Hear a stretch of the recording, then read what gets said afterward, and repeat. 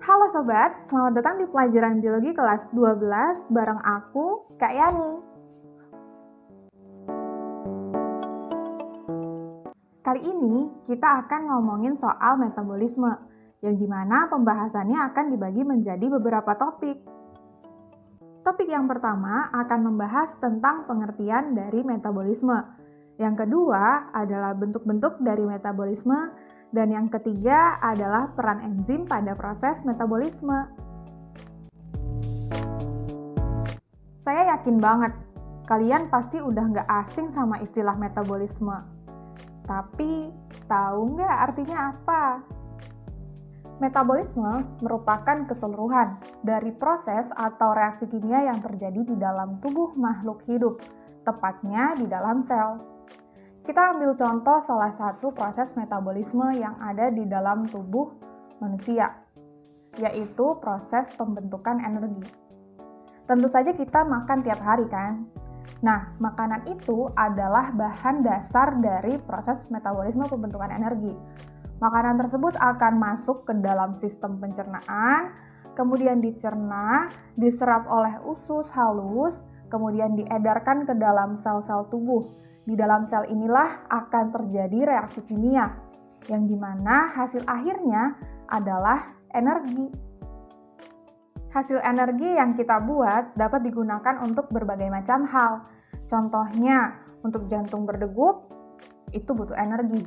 Kemudian untuk kita berjalan, itu butuh energi. Bahkan, untuk ngeliatin kamu kayak gini, itu juga butuh energi. Ada banyak banget proses metabolisme di dalam tubuh kita. Tapi kalau disederhanakan, bentuk dari proses metabolisme itu cuma ada dua. Bentuk yang pertama yaitu katabolisme, dan yang kedua adalah anabolisme. Katabolisme didefinisikan sebagai proses kimiawi yang bekerja dengan cara membongkar atau memecah suatu senyawa dan membentuk beberapa senyawa yang baru. Contohnya seperti proses respirasi sel. Dari satu senyawa glukosa ditambah dengan oksigen akan terbentuk beberapa senyawa seperti karbon dioksida, air, dan juga energi. Kemudian ada anabolisme yang merupakan proses kimiawi yang membentuk senyawa dari beberapa senyawa yang lain. Contohnya seperti proses fotosintesis. Dari senyawa H2O atau air ditambah karbon dioksida dan juga cahaya matahari akan terbentuk senyawa baru, yaitu glukosa dan juga oksigen. Berbagai reaksi kimia yang terjadi pada tubuh makhluk hidup berlangsung sangat cepat.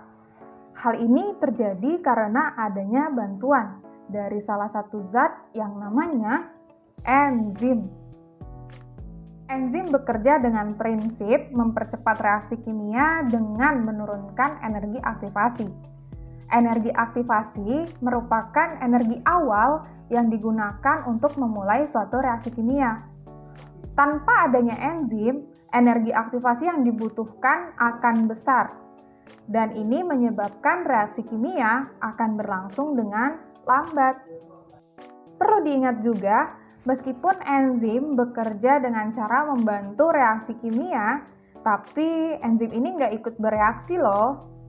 Dia bentuknya akan sama sebelum ataupun sesudah reaksi kimia.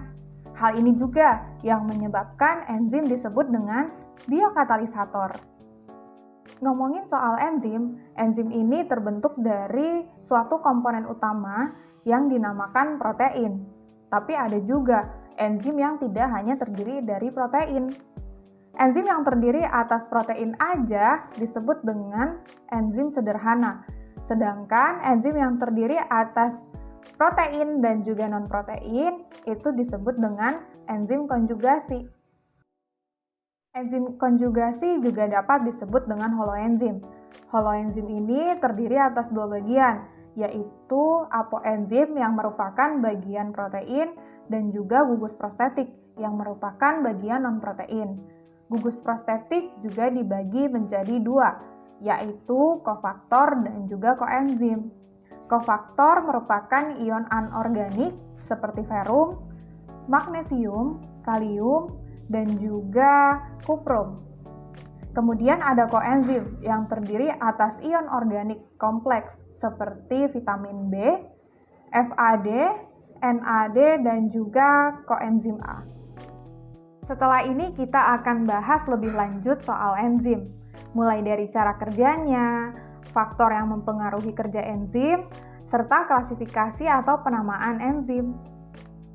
Jangan lupa untuk selalu semangat, jaga terus protokol kesehatan, dan sampai jumpa di video selanjutnya. Dadah!